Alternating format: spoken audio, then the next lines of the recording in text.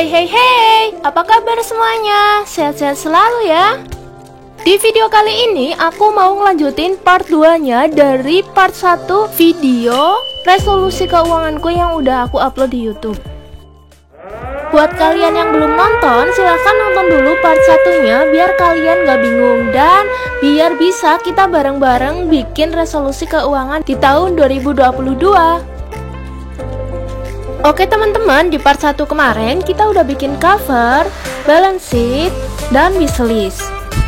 Di lembar berikutnya, aku buat untuk saving challenge atau tantangan menabung selama 1 tahun ke depan. Dengan tema yang aku ambil sedikit berbeda dari sebelumnya tanaman, ini aku ambil lebah. Agaknya ini bukan lagi melenceng sedikit ya, tapi ini melenceng banget sih dari tema sebelumnya. Tapi nggak apa-apalah, soalnya aku pengen ambil tema yang lumayan cerah karena ini untuk catatan 1 tahun ke depan. Di bagian ini, aku buat sarang lebah yang masing-masing memiliki nominal uang berbeda. Totalnya 2 juta rupiah. Kalau bicara lebah atau tawon dan sejenisnya, apalagi pas lagi mencoba ngajak PDKT sama kita nih, pasti kata yang sering kita lontarkan pahit gitu. Terus harapan kita lebahnya pergi deh. By the way, kita perlu mencontoh sifat lebah loh. Lebah itu selalu hinggap di bunga dan buah-buahan yang bersih sebagai sumber makanannya agar bisa menghasilkan madu. Di mana dia hinggap, dia nggak merusak bunga atau dahannya. Terus dia nggak akan mengganggu kalau nggak diganggu. Jadi lebah itu hanya mengambil hal-hal yang baik. Karenanya lebah hanya mengeluarkan hal-hal yang baik pula.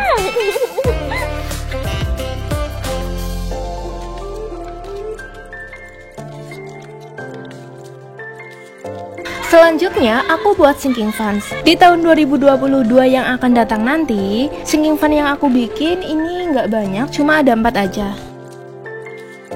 Sengaja aku nggak bikin banyak-banyak karena berkaca di tahun lalu itu aku buat 6 sinking fund dengan posisi gaji yang bisa dikatakan pas-pasan, dan sampai akhir tahun hanya berhasil mengumpulkan 3 sinking fund aja. Itu pun yang sifatnya jangka pendek sekitar 1-2 tahun. Jadi uang sinking fund yang tahun lalu nggak kekumpul itu karena aku gunain buat sesuatu yang ternyata darurat, dan aku sendiri jujur aja nggak punya uang darurat.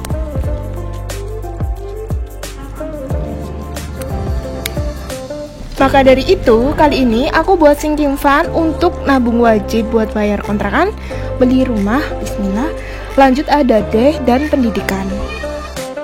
Sinking fund untuk beli rumah ini sifatnya jangka panjang, jadi aku belum bisa menentukan berapa banyak uang yang aku kumpulkan dan kapan deadline-nya. Dan sepertinya semua nominal di sinking fund kali ini akan aku isi di bulan Maret, kalau nggak bulan Februari, kecuali wajib dan pendidikan. Aku memang belum bisa menentukan berapa besaran sinking funds di tahun ini karena aku nggak tahu tahun depan aku dapat gaji berapa. Tapi aku bakal ngasih tahu ke kalian kalau aku udah bisa menentukannya ya.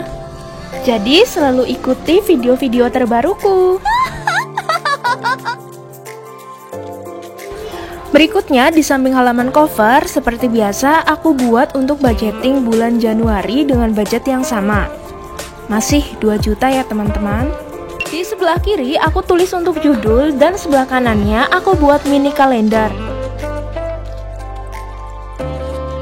Di mini kalender itu aku lingkarin tanggal gajianku di sana. Sebenarnya aku gajian setiap tanggal 1, tapi kalau tanggal 1 itu bertetapan dengan hari Sabtu atau Minggu, maka otomatis gajianku mundur di hari Seninnya.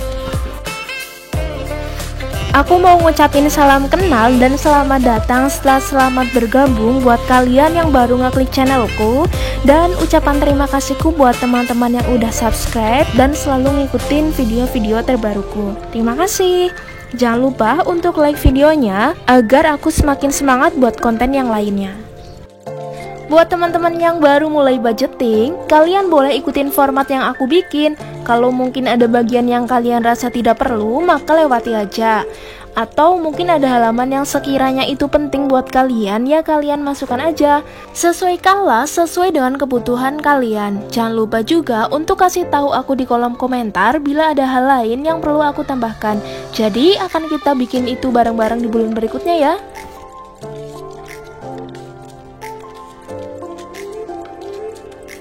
Di halaman berikutnya, aku pakai untuk budget tracker, dimana banyak orang malas lakukan termasuk diriku sendiri. Dari halaman ini, kita belajar disiplin untuk mencatat semua pengeluaran meskipun hanya untuk pembayar parkir.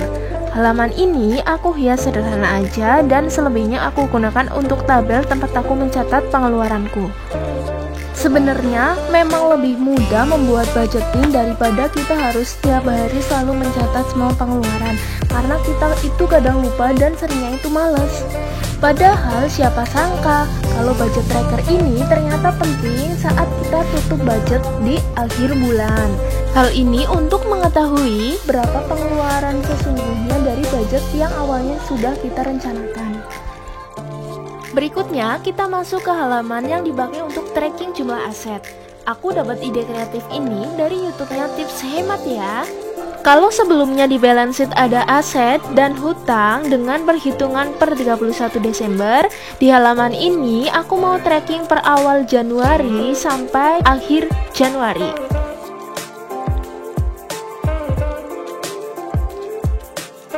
Halaman berikutnya ada no spend challenge uang jajan.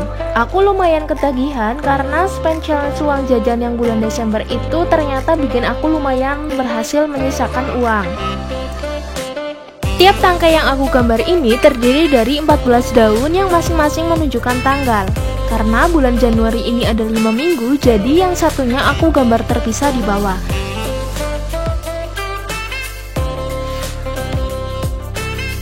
Dan di sebelahnya aku bikin tabel budget review yang diisi nanti di akhir bulan Januari. Jadi teman-teman, dari semua dekorasi resolusi keuangan yang udah aku bikin, tentu aja kalian gak harus mengikuti bagian dekorasinya. Tapi kalau kalian juga ternyata suka dengan budgeting dengan versi tema-tema yang aku gunakan ini, dan mau bikin yang sama persis sama kayak punya aku, boleh banget loh. Jadi kalian bisa milih mau pakai semuanya atau enggak, yang penting pengeluarannya nanti tercatat sampai akhir bulan. Terima kasih buat kalian semua yang udah menonton sampai habis. Semoga videonya bermanfaat ya. Dadah, sampai jumpa, Pateni.